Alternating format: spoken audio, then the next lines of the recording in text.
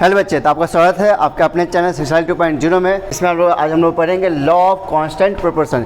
इससे वाले previous video में पढ़ा था law of conservation of mass. तो आज का टॉपिक क्या हमारा है, लॉ ऑफ कांस्टेंट प्रोपोर्शन। तो इसको पर समझते हैं कि होता है क्या, ठीक है। इसके पर एग्जाम्पल देखेंगे और इसके पर कुछ हम लोग क्वेश्चन करेंगे। तो वीडियो को अंत तक देखें जिससे कि आपका एक टॉपिक अच्छे से आपको समझ में आ जाए, ठीक है। तो ये कहता है कि लॉ ऑफ कांस्टेंट प्रोपोर्शन ये कहता है कि जैसे फॉर एग्जांपल मान लो वाटर आपका है, नहीं आपको एग्जांपल से क्लिक कर रहे हैं। मान लो आपका वाटर है, तो वाटर का फॉर्मूला क्या होता है, वाटर का फॉर्मूला क्या होता है, H2 होता है। अब मान लो वाटर जो है, वाटर का सोर्स क्या है, रिवर है, लेक्स है, ओशियंस है, नहीं पॉन्ड्स है, रेन वाटर है। अगर वाटर को किसी भी सोर्स से लिया जाए, ठीक है, तो उसका फॉर्मूला तो यही होगा, क्या होगा, H2 होगा। और इसका मास निकाले तो यहाँ पे कितने H की संख्या 2 है, इसका कितना जाएगा 2। और ऑक्सीजन का एटॉमिक मास कितना होता है 16। तो बाय मास इसका मास कितना हो जाएगा 2 हो गया, इसका मास कितना हो गया 16 हो गया। इसका हम रेशियो निकालेंगे, रेशियो कितना जाएगा 1:8 हो गया। इसका मतलब क्या हुआ, हाइड्रोजन का 1 पार्ट ऑक्सीजन के 8 पार्ट से कंबाइन करता है बाय मास। तो ये कहलाता है लॉ ऑफ कांस्टेंट प्रोपोर्शन, नहीं लॉ ऑफ कांस्टेंट प्रोपोर्शन। इसका मतलब क्या हुआ कि जो भी कंपाउंड है, ठीक है, वो हमेशा एक फिक्स रेशियो बाय मास में ऑलवेज कंबाइन करता है। कोई भी कंपाउंड, जो भी प्योर कंपाउंड है, वो हमेशा क्या होता है, एक फिक्स रेशियो बाय मास में क्या करता है, कंबाइन करता है। जैसे हमने एग्जांपल दिया, अभी वाटर का एग्जांपल दिया, तो वाटर क्या है, वाटर कोई भी सोर्स ले सकते हैं, कहीं से ले सकते हैं, लेकिन उसका फॉर्मूला क्या होता है, H2 होता है। और उसका हम रेशियो निकाले तो रेशियो क्या आता है 1:8 आता है। इसका मतलब क्या हुआ, हाइड्रोजन हमेशा इसका एक पार्ट 8 पार्ट्स कंबाइन का, और हमेशा इसका रेशियो क्या होगा 1:8 ही होगा। तो ये अगर हमेशा रेशियो इसका फिक्स रहेगा तो ये लॉ बन गया, क्या बन गया, तो किसका, प्योर कंपाउंड का, किसका, कि प्योर कंपाउंड का जो रेशियो होता है वो क्या होता है, फिक्स होता है बाय मास। तो अब देखते हैं लॉ को, हम लोग पढ़ते लॉ क्या कह रहा है। तो according to the law of constant proportion, एक केमिकल कंपाउंड, कौन सा कंपाउंड है, केमिकल, या आप कह सकते हो केमिकल कंपाउंड या प्योर कंपाउंड, ठीक है। एक chemical compound always consist of the same element, क्या कह रहे हैं यहाँ पे, सेम एलिमेंट। जैसे मान लो हमने कहा वाटर के बारे में बताया, चाहे रेन वाटर लो तो उसमें भी क्या H2 ही होगा, आप पॉन्ड वाटर लो तो वो भी क्या होगा, H2 ही होगा। नहीं, आप कोई भी वाटर लो, कोई वाटर का सोर्स लोगे तो उसमें क्या होगा, हाइड्रोजन और ऑक्सीजन के ही मॉलिक्यूल होंगे, कोई दूसरा मॉलिक्यूल्स नहीं होगा। तो हमेशा सेम एलिमेंट से मिलकर बना होता है। तो consist of the same element, consist of the मतलब एक जो कंपाउंड होता है वो हमेशा सेम एलिमेंट से ही बना होता है, और कह रहा है combined together in the same proportion by mass, ठीक है, एक सेम अनुपात में होता है बाय मास में। आया बात समझ में। तो सिंपल बात हमने क्या समझा कि एक केमिकल कंपाउंड में जो कंपाउंड होता है वो हमेशा सेम एलिमेंट से मिलकर बना होता है, और उसका जो अनुपात होता है वो भी क्या होता है, फिक्स होता है, क्या होता है, फिक्स होता है बाय मास, ठीक है। एग्जाम्पल में समझा दिया, जैसे वाटर का, जैसे क्या एग्जाम्पल लेते हैं, ठीक है, जैसे कि अमोनिया। नेक्स्ट एग्जाम्पल क्या हमारा है, अमोनिया। तो ये भी एक केमिकल कंपाउंड है। अगर हम इसका रेशियो निकाले, ठीक है, तो नाइट्रोजन कितना होता है मास 14U, ठीक है, वेरी गुड 14। और इसका कितना होता है हाइड्रोजन का, क्योंकि एक का 1 होता है, यहाँ पे 3 है, 14:3। तो ये भी क्या होगा, एक फिक्स रेशियो होगा अमोनिया का। तो ये रेशियो हमेशा क्या होगा, फिक्स होगा। इसका मतलब जब भी अमोनिया बनेगा, नहीं तो अमोनिया में क्या होगा, नाइट्रोजन ही होगा और 3 एटम्स ऑफ हाइड्रोजन होगा। मतलब एक एटम नाइट्रोजन का होगा और 3 एटम्स ऑफ हाइड्रोजन का होगा, और इसका रेशियो हमेशा क्या होगा 14:3 होगा। नहीं तो ये कहलाता है लॉ ऑफ कांस्टेंट प्रोपोर्शन।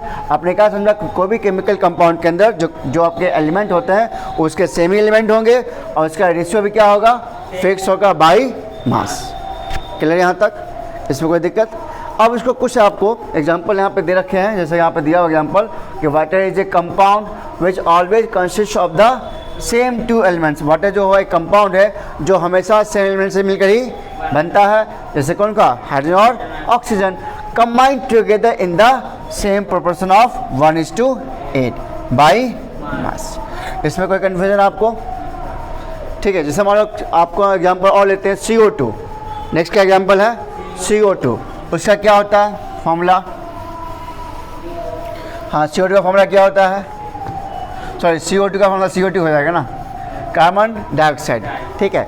इसका हम निकाले रेशियो, तो कार्बन कितना होता है 12 और ऑक्सीजन कितना जाएगा यहाँ पे 32, क्या ही कटेगा क्या, कितने बार में 4 से कट जाएगा ना, 4 से कटेगा ना 3:8। इसका जो रेशियो होगा वो क्या है 3:8 होगा। मतलब जब भी कार्बन डाइऑक्साइड बनेगा तो उसमें एक कार्बन का एटम होगा और एक ऑक्सीजन के 2 एटम होंगे, तो एलिमेंट तो सेम हमेशा रहेंगे, और इसका जो रेशियो होगा वो क्या होगा 3:8 होगा बाई मास, उनका रेशियो भी फिक्स होगा। तो आई होप आपने समझ गया कि what is the meaning of law of constant proportion, ठीक है। अब हम लोग इस पर देखते हैं, कुछ क्वेश्चन आपसे पूछते हैं। फॉर एग्जांपल हमने अभी जस्ट पढ़ा कि वाटर जो है उसका रेशियो कितना होता है 1:8 होता है, मतलब हाइड्रोजन का 1 पार्ट और ऑक्सीजन का 8 पार्ट। अब आपसे हम पूछ रहे हैं 3 ग्राम ऑफ हाइड्रोजन के लिए 3 ग्राम ऑफ हाइड्रोजन के लिए हमें कितना ऑक्सीजन बर्न करना होगा, 3 ग्राम ऑफ हाइड्रोजन को बर्न करने के लिए हमें कितना ऑक्सीजन की आवश्यकता होगा 3 ग्राम, हाँ 3 ग्राम ऑफ हाइड्रोजन को बर्न करने के लिए हम वाटर का ही पूछ रहे हैं। अगर 3 ग्राम ऑफ वाटर में 3 ग्राम ऑफ हाइड्रोजन है तो हमको ऑक्सीजन कितना लेना पड़ेगा 24, हाँ क्योंकि इसका रेशियो कितना होता है, अगर एक हाँ 1:8 है, मतलब अगर इसका 1 पार्ट इसका कितना 8 पार्ट, अगर यहाँ पे 3 ग्राम इसका डबल इसका 8 टाइम्स कर दो कितना हो जाएगा 24 ग्राम हो जाएगा। क्लियर यहाँ तक। अब एक क्वेश्चन से आपको क्लियर करते हैं। देखिए बच्चे, अभी जस्ट हमने पढ़ा लॉ ऑफ कांस्टेंट प्रोपोर्शन, तो उसको अब एक क्वेश्चन से हम लोग वेरीफाई कर रहे हैं। आपको क्वेश्चन दिया हुआ है कि in an experiment 1.288 gram of copper oxide, जो आपको दिया उस पर हम लिख लेते हैं, ठीक है। तो आपको दिया हुआ कितना मास ऑफ कॉपर ऑक्साइड, ठीक है, वो आपको दिया हुआ कितना 1.288 ग्राम, ठीक है। और आगे कह रहा was obtained from the 1.03 gram of copper. अच्छा, मास ऑफ आपको कॉपर दे दिया है, मास ऑफ कॉपर कितना 1.03 ग्राम, ठीक है। तो ये आपका हो गया फर्स्ट एक्सपेरिमेंट। अब कह रहा है इन अनदर एक्सपेरिमेंट, एक और एक्सपेरिमेंट हुआ है नहीं, तो पहले हम लोग देखते हैं फर्स्ट एक्सपेरिमेंट को, ठीक है। अब यहाँ पे देखो सिंपल सी बात है कि आपको क्या मिला है कि कॉपर और कॉपर ऑक्साइड दे दिया है, तो कॉपर ऑक्साइड में हमें कॉपर का मास पता है, कॉपर ऑक्साइड में कॉपर का मास पता है, तो कॉपर ऑक्साइड से अगर हम कॉपर को माइनस कर ले इसके मास को से, तो हमें किसका मास मिल जाएगा ऑक्सीजन का मास मिल जाएगा। तो हमें जस्ट पढ़ा law of conservation of mass, नहीं जितना आपस में कंबाइन करके बनाएगा कंपाउंड, जैसे मान लो कि जैसे क्या अगर यहाँ पर रिएक्शन क्या होगा कॉपर प्लस ऑक्सीजन कंबाइन क्या होगा, तो कॉपर ऑक्साइड बनाया होगा ना, है ना। तो वही बात है, अगर हमको कॉपर पता है, कॉपर का मास पता है और कॉपर ऑक्साइड का मास पता है, तो क्या इसका मास नहीं निकल जाएगा, इसके मास को इसमें से माइनस कर देंगे। वही बात सेम चीज़, मतलब हम कुछ को ऐसे लिख सकते हैं क्या, देखो कॉपर का मास कितना है 1.03 ग्राम, अब प्लस इसका हमको मास निकालना है, तो मास ऑफ ऑक्सीजन, ठीक है। इधर क्या हमारा है कॉपर ऑक्साइड कितना मास दिया हुआ है 1.288, तो आपको क्या निकालना मास ऑफ ऑक्सीजन, इसको इधर ले जाओ, आया बस समझ में, यहाँ से निकाल लो मास ऑफ ऑक्सीजन, तो मास ऑफ ऑक्सीजन कितना आ जाएगा ये, इसका माइनस करके बताइए फटाफट 1.288 अब माइनस 1.03, इसको माइनस करके कितना जाएगा, इस पर 0 डाल दोगे, ठीक है।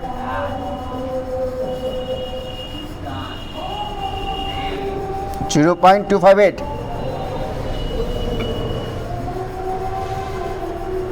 इतना आएगा घटा के ना, अब चेक कर लीजिएगा, ठीक है।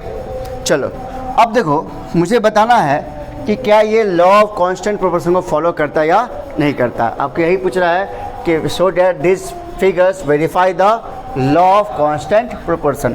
तो लॉ ऑफ कांस्टेंट प्रोपोर्शन में क्या बताया था कि जो भी कंपाउंड है, नहीं जो भी कंपाउंड है उसमें जो एलिमेंट जो होते हैं सेम एलिमेंट्स होते हैं, नहीं और उसका रेशियो क्या होता है फिक्स होता है। तो अब यहाँ पे कौन कौन सा एलिमेंट है, एक है कॉपर, दूसरा क्या है ऑक्सीजन। एक क्या है कॉपर, दूसरा क्या है ऑक्सीजन, तो दो ही ना एलिमेंट है। अब इसका क्या निकालें हम लोग, रेशियो निकालेंगे। तो कॉपर का मास कितना है, mass of copper, mass of copper, और डिवाइड बाय क्या है, mass of oxygen. Mass of copper कितना है मेरे पास, हाँ, या उल्टा कर लो, ऑक्सीजन को डिवाइड कर लो किससे, चलो हाँ तो रहे तो ठीक है। मास ऑफ कॉपर कितना है 1.03 और divide by mass of oxygen कितना है 0.258। इसको आप सॉल्व करोगे तो सॉल्व होकर आपका आ जाएगा ये 4:1 आ जाएगा। कितना जाएगा 4:1। आप सॉल्व कर चेक कीजिएगा, ठीक है। इसको आप भाग दीजिएगा नहीं तो ये आपका सॉल्व होकर कितना आ जाएगा 4:1। ठीक सिमिलरली अब केस सेकंड लेते हैं हम लोग। क्या ले रहे केस सेकंड, देखिए यहीं से केस सेकंड ले ले, तो देखिए यहाँ पर हम लोग ले रहे हैं केस सेकंड। देखिए केस सेकंड में कह रहा है इन अनदर एक्सपेरिमेंट, ठीक है। कितना ग्राम दिया हुआ है कॉपर ऑक्साइड, तो mass of copper oxide, mass of copper oxide ये कितना दिया हुआ आपको, हाँ 3.672 ग्राम, ठीक है। यहाँ पे 2 है 62 ग्राम। और आगे कह रहा है गिव ऑन रिडक्शन, इसका क्या होगा रिडक्शन हो गया। रिडक्शन होने में क्या दे दिया है, इतना ग्राम दिया है कॉपर, कॉपर तो mass of copper, mass of copper कितना कॉपर हमारा है 2.938 ग्राम। सिंपल सी बात, सेम चीज़ यही फॉलो करेंगे यहाँ पे। नहीं तो अब क्या हुआ, इसका रिवर्स कर दिया, मतलब क्या कॉपर ऑक्साइड का क्या रिडक्शन हुआ, क्या हुआ है, मतलब यहाँ पे क्या हुआ कॉपर ऑक्साइड का क्या हुआ है रिडक्शन हुआ है। और ये ब्रेक होकर क्या दिया है कॉपर प्लस ऑक्सीजन। अभी बैलेंस नहीं किए फिलहाल हम, ठीक है। तो मतलब ये हमारे पास है मास और हमें इसका मास दे दिया, तो क्या इसका मास निकल जाएगा। तो भाई सेम चीज़ इसी वैल्यू को पुट कर दो। तो ये कितना दे रखा है, ये कॉपर ऑक्साइड कितना दे रखा है 3.672 ग्राम। और ये कितना इधर है कॉपर 2.938 ग्राम और प्लस मास ऑफ ऑक्सीजन। तो मास ऑफ ऑक्सीजन बताइए कितना जाएगा, घटा के बताइए। मास ऑफ ऑक्सीजन कितना जाएगा, नहीं तो ये सेकंड केस नहीं बाबू, ये दूसरा एक्सपेरिमेंट है, ठीक है। इसमें इसको माइनस कर लीजिए, माइनस 2.938 बताइए कितना घट के आएगा, फटाफट बताइए आप लोग भी सॉल्व कर बताइएगा कि कितना आपको आ रहा है, ठीक है। कैलकुलेशन आपको भी करना है साथ ही, जल्दी बताओ। 1 कितना आ गया 734। चलिए अब यहाँ पे ये तो केस फर्स्ट था, ये क्या था केस फर्स्ट, जिसमें कॉपर ऑक्सीजन कंबाइन करके कॉपर ऑक्साइड बनाता है। और सेकंड केस में क्या था कि कॉपर ऑक्साइड का क्या रिडक्शन कर दिया था, है ना, तो यहाँ से कॉपर ऑक्साइड मिला था। तो अब मुझे ये चेक करना है कि इसका रेशियो क्या चेक करना है, रेशियो सेकंड एक्सपेरिमेंट का क्या रेशियो अलग आ रहा है या सेम आ रहा है। तो इसका भी रेशियो निकालेंगे हम लोग। तो रेशियो कैसे निकालेंगे, मास ऑफ